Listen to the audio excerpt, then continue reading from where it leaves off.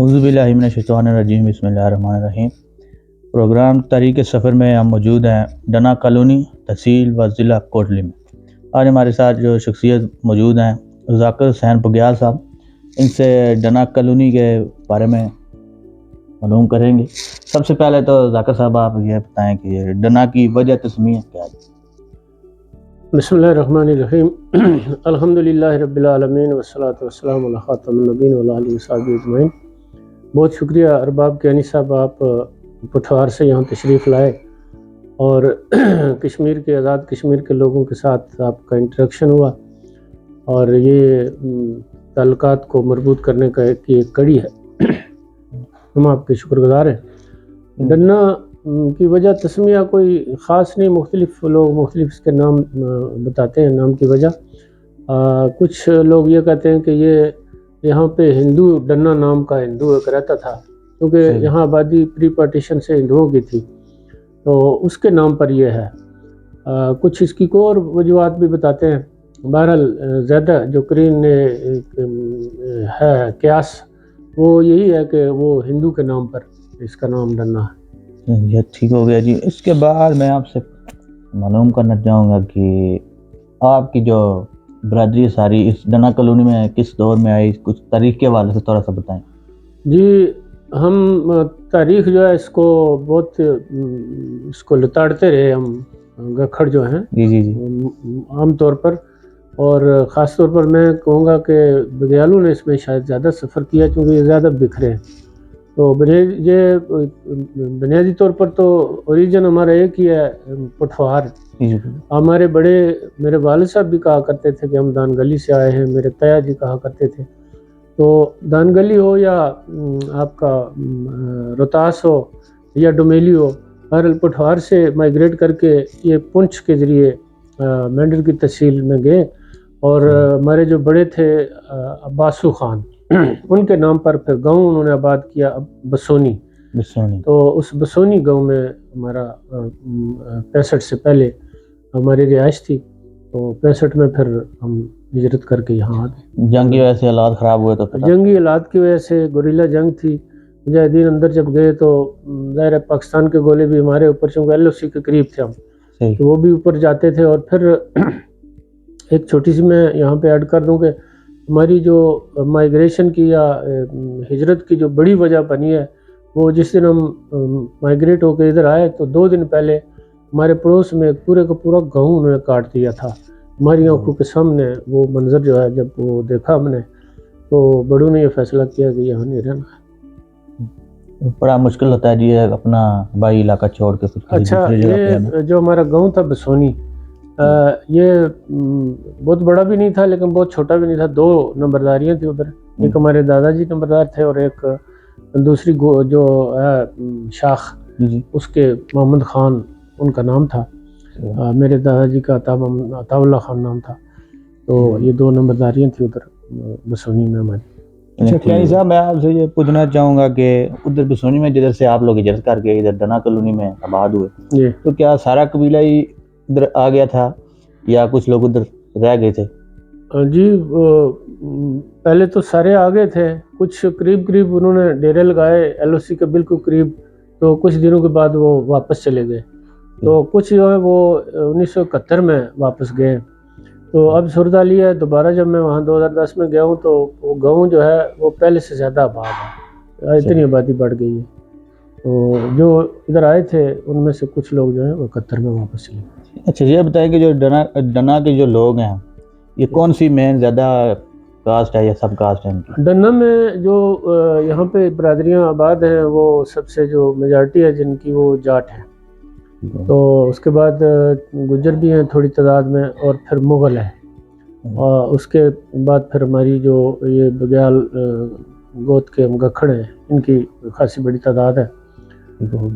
تو مزے کی بات آپ کو بتاؤں کہ جب 1965 میں پہلا دن ہم قدم رکھا یہاں پہ ہم نے، تو میں 10 سال کا تھا اس وقت۔ تو جن لوگوں نے ہمیں سب سے پہلے پناہ دی وہ مغل خاندان کے مستری تھے، تو ان کے ہم بڑے شکر گزار ہیں۔ انہوں نے پہلے 2-3 سال مغلوں سے ہماری پرانی رشتہ داریاں بھی ہیں، تعلق واسطے بھی ہیں، تاریخ کے حوالے سے۔ ہجرت کی جو ایک اپنی اس کا تاثرات ہوتے ہیں، اپنے اثرات ہوتے ہیں، وہ تو اس نے ہم پہ چھوڑے ہیں. لیکن ایک بات جو، کیونکہ میں بچہ تھا اس میں میں اپنی بات کرتا ہوں، اور میرے جو ہمجولی تھے ان کی، کہ بہت خوش تھے ہم لوگ کہ ہم پاکستان جا رہے ہیں.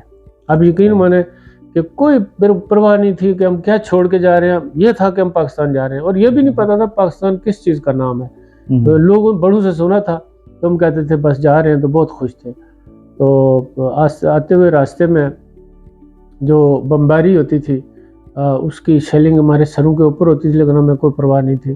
ہم وہ پہلی رات جو ہم عصر کے وقت ہم گھر سے نکلے، تو وہ مجھے یاد ہے، وہ بولنے والی نہیں. تو ڈنا کالونی میں جب آپ، اب تو ہے ڈلا کالونی ہے، ڈنا میں جب آپ لوگ آئے، آپ جیسے بتایا کہ مغلوں کے گھر میں رہائش اختیار کی، تو پھر اس کے بعد کیسے یہاں کا نظام، روزگار وغیرہ ساری جی پھر یہ ہوا کہ 3 سال تک تو ایک جس طرح ٹراماٹائزڈ رہے ہم، ایک ٹرامے کی کیفیت میں سارے لوگ. بڑے چھوٹوں کو تو پرواہ نہیں تھی، لیکن ہم بھی متاثر ہوئے. بعد میں جب سکولنگ ہماری متاثر ہوئی، پھر کچھ اور کھانے پینے کے معاملات، رہائش کے، ایک گھر میں 8 کنبے رہ رہے ہیں، وہ گھر بھی چھوٹے چھوٹے تھے اس وقت. تو یہ ڈرامہ 3 سال تک رہا. پھر گورنمنٹ نے، اس وقت ایوب خان کی گورنمنٹ تھی، اس نے 7 مرلہ اسکیم کے تحت ہمیں کچھ خالصہ، کچھ ایسے چٹانوں کے اوپر، نکیوں پر ہمیں وہ 7 مرلے کے پلاٹ الاٹ کیے، جن میں آج تک لوگ رہ رہے ہیں. انہی 7 مرلوں میں کوئی ایکسٹینشن، کوئی اضافہ نہیں ہوا. ہاں لوگوں نے اپنے طور پر کوئی جگہیں خریدی، کوئی دائیں بائیں ہو گئے ہیں، یا پھر کچھ جنگل سفید تھا تو اس میں کچھ لوگوں نے اپنی گھر بنا لیے ہیں. باقی وہی صورتحال ہے. لیکن یہ بات میں بتاؤں آپ کو کہ 1968 میں جب ہم اپنے گھروں میں آئے، چگیاں جو بنائی ہم نے، تو وہ ہمارا وہ خوشی ہماری دید نہیں تھی. ہم یہ سمجھتے تھے کہ ہم اپنے گھر آ گئے. جی کچھ اپنے بارے میں بتائیں، تعلیمی سفر، پھر نوکری وغیرہ. جی بہت اچھا سوال ہے. تعلیمی سفر، میں کلاس 3 میں پڑھتا تھا ادھر اپنے اسکول میں، مقبوضہ کشمیر بسونی گورنمنٹ پرائمری اسکول، بسونی جو مڈل ہے، اس میں پڑھتا تھا. تو ظاہر اکتوبر میں ہم نکلے تو وہ سیشن کا اینڈ ہی تھا. اکتوبر، نومبر، دسمبر اور جنوری فیبروری میں امتحان ہو جاتے ہیں. تو یہ 3-4 مہینے میرے جو ہے ڈارمنٹ گزرے، اسی طرح ڈاما ڈول، کیا کرنا ہے کیا نہیں کرنا. تو اگلے سیشن میں 64 میں میرے بھائی جو ہیں وہ بازار گئے، کھریٹا بازار میں پیدل سفر کر کے، یعنی 10-15 کلومیٹر سفر ہے. تو کچھ سامان لائے، تو واپسی پر مجھے یاد ہے اچھی طرح ان کے جو سامان سر پر اٹھایا ہوا تھا بہت اونچا، رضائیاں، لیف تلیاں، اس کے اوپر 2-3 کتابیں بندی ہوئی تھی، اور ابھی اتارا نہیں سامان. تو مجھے کہنے لگے میں تمہارے لیے کتابیں چوتھی کے لے آؤں. تو دوسری خوشی اس وقت مجھے ہوئی. تو دوسرے دن میں اسکول چلا گیا، پھر چوتھی میں داخل ہو گیا. تو اللہ کے فضل و کرم سے چوتھی سے لے کے اس اسرت کے باوجود، مہاجری کے باوجود، غربت کے باوجود، مجھے شوق تھا پڑھنے کا. تو پنجاب یونیورسٹی تک میں گیا ہوں. تو گریجویشن میں نے پنجاب یونیورسٹی سے IER سے کی ہے ایجوکیشن میں. تو یہ اللہ کا شکر ہے. کیسے تعلیم حاصل کی، یہ ایک علیحدہ ٹاپک ہے. کیا کیا حالات گزرے، یہ لمبی تفصیل ہے، پھر کبھی انشاءاللہ. اس کے بعد جب آپ نے سروس جوائن کی، وہ کس طرح؟ جب میں FA پاس کر چکا تو انٹرویو ہوئے ایجوکیشن ڈپارٹمنٹ کی طرف سے، پرائمری ٹیچروں کی بھرتی کے. تو اس میں شامل ہوا 1974 کی بات ہے، شاید 75 میں. تو اس میں تیسرے نمبر پہ میں آ گیا میرٹ میں پورے ڈسٹرکٹ کے اندر. تو میری اپوائنٹمنٹ ایک جگہ پہ ہوئی جو 2 گھنٹے کا پیدل سفر کر کے میں جاتا تھا. تو ایک دن ایسے ہوا کہ راستے میں آ رہا ہوں، واپسی پہ مئی کا مہینہ تھا. تو جنگل میں بندروں نے ڈیرا ڈالا ہوا جس میرے راستے کے اوپر، پانی پی کے نالے سے وہ ادھر بیٹھے ہوئے تھے. تو میں ڈر گیا اس وقت کہ یہ حملہ کریں گے مجھ پہ. تو تھوڑی دیر رکا رہا، تو پھر انہوں نے راستہ چھوڑا تو میں گزر آیا. تو اس دن میں نے کہا میں نہیں پڑھاؤں گا ادھر. تو میں نے چھوڑ کے پھر دوبارہ کالج جوائن کر لیا. BA کرنے کے بعد 1978 میں باضابطہ میں پھر بھرتی ہوا، پرائمری ٹیچر بھرتی ہوا 240 روپے پہ، 140 تنخواہ تھی، 100 روپے الاؤنس. تو پھر جلدی بعد میں SST بن گیا، اور یہ سفر تیزی سے آگے چلتا رہا. اسسٹنٹ ایجوکیشن افسر بھی رہا ہوں میں. ایجوکیشن بورڈ جو ہے، ایلیمنٹری بورڈز ہمارے، ان کے اندر بھی انتظامی پوسٹوں پہ رہا ہوں. تو لاسٹ پہ میں 2014 میں بطور سینئر سبجیکٹ اسپیشلسٹ ریٹائر ہوا ہوں ایجوکیشن کالج سے کوٹلی سے. ٹھیک ہو گیا. ابھی واپس آتے ہیں اپنے مین ٹاپک ڈنا کی طرف. جی تو ڈنا میں کچھ بتائیں کہ اس میں تعلیمی ادارے کو مدرسہ کو مساجد وغیرہ اس طرح کی کیا؟ جی ڈنا میں جب ہم یہاں وارد ہوئے تو اس وقت 2 مساجد تھی صرف. ایک جو جامع مسجد مرکزی اس وقت ہے یہ، تو ایک جہاں ہمارا ڈیرا تھا ڈنا نمب میں چھوٹی سی مسجد تھی. تو نماز کا آغاز ہی ہم نے کیا مہاجروں نے. آپ صحیح اگر پوچھیں تو ہمارے ایک عالم تھے مولانا فیروز خان، مولانا محمد فیروز خان رحمۃ اللہ تعالیٰ علیہ. وہ دیوبند کے فاضل تھے، تو بزرگ تھے، ایجڈ تھے، 80 سال کے قریب عمر تھی ان کی. انہوں نے آغاز کیا یہاں نب مسجد جو راستے میں آتی ہے ڈنا کی پہلی مسجد، اس میں میں نے پھر شروع کی نماز بھی، اور قرآن پاک میں والد صاحب سے پڑھ کے آیا تھا ادھر سے، تو وہاں سے آغاز کیا. اس وقت ڈنا میں اللہ کا فضل کرم سے 1 2 3 4 جامع مسجدیں، اور اسی طرح 6-7 دوسری مسجدیں ہوں گی محلے کی. سکول جو تھا اس وقت پرائمری ایک ہی تھا جس میں میں 4تھی کلاس میں داخل ہوا. اب وہ سکول مڈل سکول ہے، اور جو گرل سکول ہے وہ ہائی سکول ہے. اسی طرح 6 یا 7 سکول جو ہیں وہ پرائمری ہیں. ان میں سے 2 سکول میں جب اسسٹنٹ ایجوکیشن آفیسر تھا، 2 سکول میں نے خود اپنی سوالدید پر، اللہ غری کی رحمت کرے ہمارے منسٹر ایجوکیشن کو راجہ محمد اکرم صاحب جو وفات پا چکے ہیں، ان سے میں نے، انہوں نے کہا یہ کیوں کر رہے ہو تم؟ تو میں نے کہا میری یہ اپنی خواہش ہے، میں ان گھروں میں رہا ہوں تو یہ پے بیک کرنا چاہتا ہوں. تو انہوں نے پھر وہ اپروو کر لیے. تو 2 سکول تو وہ میں نے اپنی ڈسکریشن پر دیے تھے. اچھا جی کیانی صاحب، میں یہ پوچھنا چاہوں گا کہ میں علاقے میں آیا ہوں تو یہاں پہ ایک بات مجھے لوگوں نے کہی ہے کہ جی ڈنا پنجا پینا نہ بنا. جی تو اس کے پیچھے کیا کہانی ہے وہ بتائیں گے؟ اس کے پیچھے کہانی یہ ہے کہ ہم نے بھی یہ اس طرح کا یہ سنا ہے محاورہ. تو پھر جب ہم نے تھوڑا سا اس پر کام کیا تو یہ پتہ چلا کہ اس گاؤں میں 5 جو تھے وہ اللہ کے ولی، وہ اس میں کوئی آئے ہیں اور بیٹھے اور چلے گئے، اور کچھ 3 کی یہاں پہ جو مزار ہے وہ موجود ہیں. ان میں سے ایک کا ذکر میں کرنا چاہوں گا، وہ سائیں فیض بخش ان کا نام ہے، اور یہ بالکل ہمارے قریب ہی ہیں. بہت ہی اللہ والے شخص تھے وہ. مجھے ایک میرے ساتھی نے ایلیمنٹری کالج میں جب میں پڑھاتا تھا تو اس نے ایک واقعہ سنایا اپنے والد صاحب کا. کہتے ہیں کہ میرے دادا جی جو تھے ان کی اولاد نہیں تھی، تو وہ دادا جی جو ہے انہیں کسی نے بتایا کہ ادھر جو سائیں فیضہ صاحب جو ہیں ان کے پاس دعا کرو. کہتے ہیں میں گیا پوچھتے پوچھتے تو ایک پانی نیچے نالا ہے، نالہ باندھ، تو سردی کا موسم تھا تو ایک پانی میں یہاں تک پانی لے کے بیٹھے ہوئے تھے. تو دور سے میں آ رہا تھا، مجھے گالیاں دینے لگے. وہ ننگے فقیر تھے. تو انہوں نے کہا جا ایک ہو جائے گا. تو پھر میرے والد صاحب پیدا ہوئے. حالانکہ وہ اہل حدیث ہے، کٹر سلفی، وہ ان باتوں کو بالکل نہیں مانتے، لیکن یہ اس نے بات بنائی جو فیکٹ ہے بالکل. اور ان بزرگوں کی جو کرامات اور بھی ہیں وہ ہم نے سن رکھی ہیں. ایک خاص قسم کی آواز ان کے مزار سے آتی رہتی ہے. ہر کوئی مائنیوٹلی اس کو نہیں، اس کا آبزرو نہیں کر سکا، لیکن بہت سارے لوگوں نے یہ شہادتیں دی ہیں. میرے ایک دوست ریاض قریشی صاحب، وہ کہتے ہیں کہ میں 2-3 دفعہ گیا ہوں تو ایک آواز نیچے سے آتی ہے عجیب قسم کی. تو بہرحال وہ ان کا جو ہے نا مقبرہ، اس پہ تھوڑی سی جلال ہے، جلال. تو اسی طرح اور بھی ہیں 1-2 وہاں پہ، لیکن یہ زیادہ مرجع خلائق ہے. یہاں پہ لوگ آتے ہیں کوئی اپنی وہ منڈے مرادیں مان کے. اس ڈنا میں کوئی مشہور شخصیات یا کوئی کھلاڑی، کوئی شاعر یا اس قسم کے لوگ؟ جی اس میں شاعر تو نہیں ہے، اس میں تھوڑا سا مسئلہ رہا ہے تعلیم کا. آج سے کوئی 20 سال پہلے تو بہت ہی مسئلہ تھا. آہستہ آہستہ اس وقت میں رات ایک گروپ بنا ہوا ہے اس ڈنا کا، اس کے کوئی 250-300 ممبران ہیں.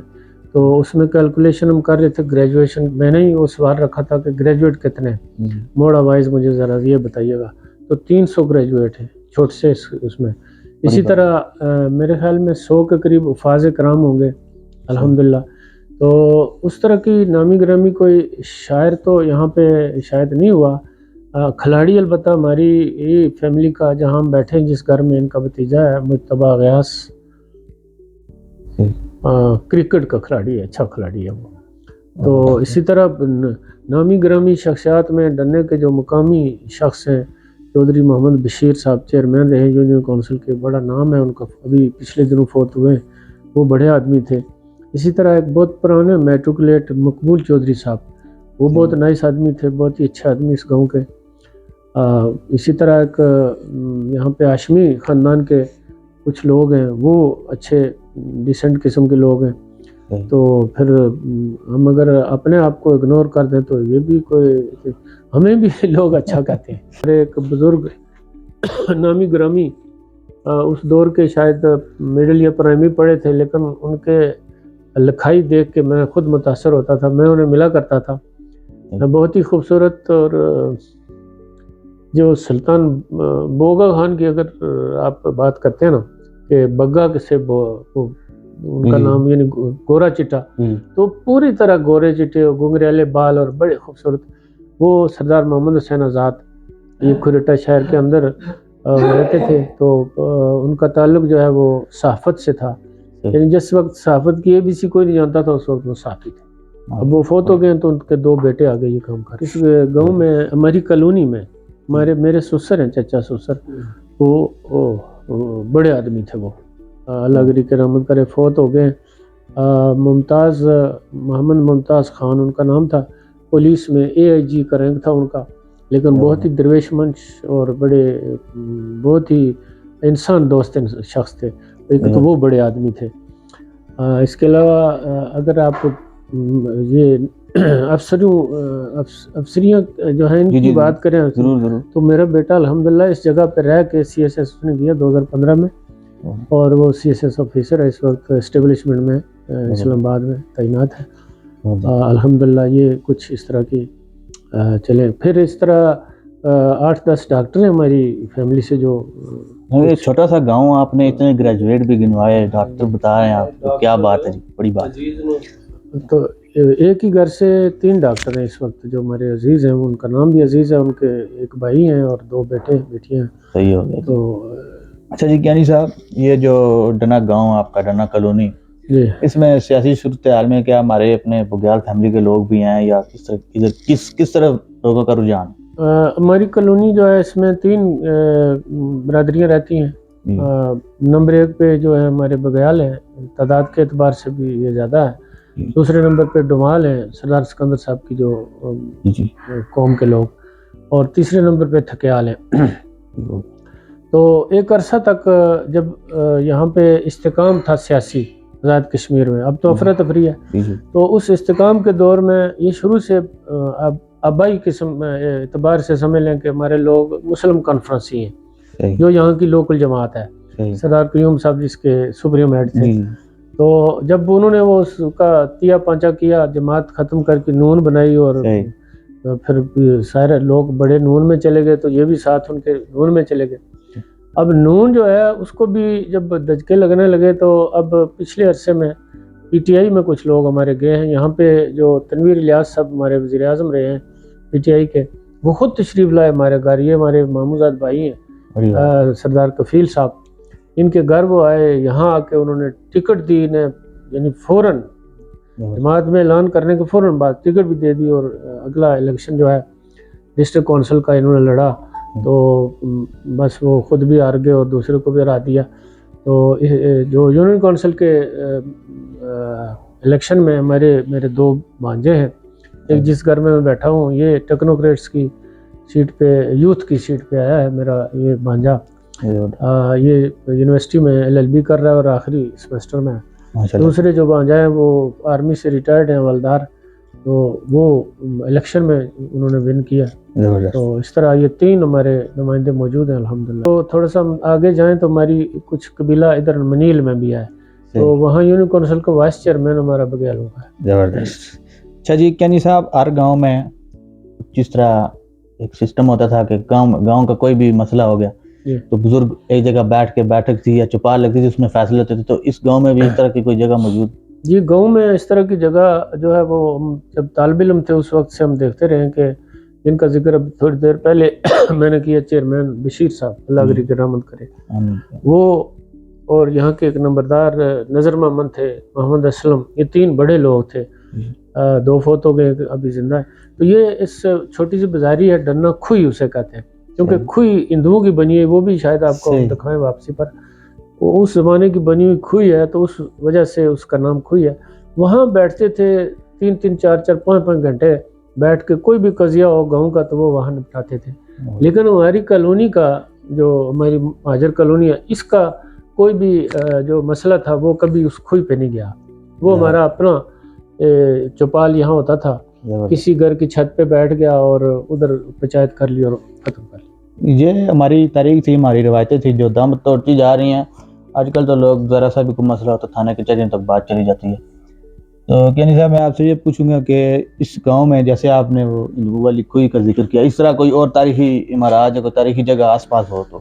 یہاں گاؤں میں کوئی اس طرح کی تاریخی عمارت تو موجود نہیں, البتہ ہمارے بالکل قریب ہی یہ پڑوس میں سمجھ لیں کھوئی تحصیل کے اندر ایک بڑا تاریخی مقام ہے قلعہ کرجائی. اس کے اوپر سے پوری وادی بنا جو ہے, وادی بنا بڑی مشہور وادی ہے آزاد کشمیر کی, اس کا ویو ہو جاتا ہے وہاں سے, اور وہ ٹائیں کا مورچہ وہاں سے نظر آتا ہے جس پر یہ جو بڑا فاتح قسم کا مورچہ ہے, ہماری آرمی وہاں موجود ہے. اور ذاکر کیانی صاحب بڑا مزہ آیا آپ سے ڈنا کے بارے میں معلومات کی. آپ کا قبیلہ کیسے جموں سے آزاد کشمیری یا مقبوضہ کشمیر سے ہجرت کر کے ادھر آئے. تو اس کے علاوہ میں یہ پوچھنا چاہوں گا کہ آپ کا ڈنا کی عوام کے لیے یا اپنے قبیلے برادری کے لیے کوئی ایک پیغام ہمیں اگر دینا چاہیں تو سب کے لیے. سب کے لیے پیغام تو یہ ہے, پہلے تو آپ کا بہت شکریہ, آپ نے میری باتوں کو سراہا ہے.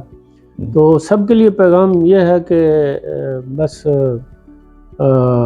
کونوا عباد اللہ اخوانا, اللہ کے بندوں آپس میں بھائی بھائی بن جاؤ. تو اپنی برادری کے لیے خاص طور پر یہ ہے کہ جذب باہم جو نہیں, محفل انجم بھی نہیں. کوئی کہیں بکھرا ہوا پتا کو ان کو اکٹھا کرنے کی ضرورت ہے, اور کوئی کسی سے کچھ نہیں مانگتا, نہ کوئی دینے کے لائق ہے, لیکن کم از کم احساس ہونا چاہیے کہ یہ ہمارے اپنے ہیں. پتہ ہونا چاہیے کہ ہمارے پتے اس درخت کے شجرے کے کہاں کہاں گرے ہیں. یہ میرا پیغام ہے. جہاں تک میری آواز جائے, بین الاقوامی سطح تک بھی میرے بھائی سن رہے ہوں گے, تو ہم یہ خواہش کرتے ہیں کہ اپنے بھائیوں سے, بچھڑے ہوئے بھائیوں سے, یہ جو ملنے کا سفر آپ نے شروع کیا ہوا ہے ملنے ملانے کا, اس کی میں سراہنا کرتا ہوں, اس کی ستائش کرتا ہوں, اور آپ کی درازی عمر کے لیے دعا بھی کرتا ہوں. اس کے پیچھے جو لوگ ہیں پوری لائن, ان سب کو میں لائک مبارکباد کام ہے, ان کو میں تحسین پیش کرتا ہوں. اس کے ساتھ ہی جی ہم اجازت جائیں گے, تاریخ کا سفر اسی طرح جاری رہے گا. ملتے ہیں اپنے اگلے پروگرام. اللہ حافظ. اللہ حافظ.